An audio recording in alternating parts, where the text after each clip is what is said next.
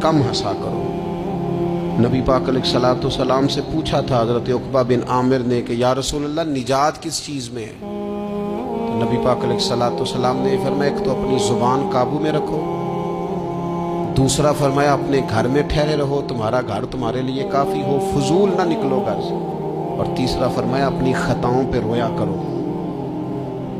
کثرت کلام اور فضول کلام اور بلا وجہ بندے کو غافل کرتا ہے، دل کو سخت کرتا ہے۔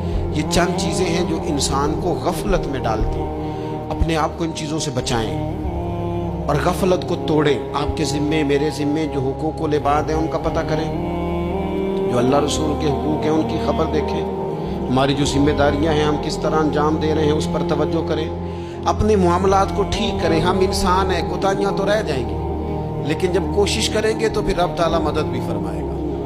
ایک بات اور کرنی ہے، ایک تو میں نے عرض کیا غفلت کو توڑنا، ایک دوسری بات قرآن مجید کا ایک سبق اور، جب غفلت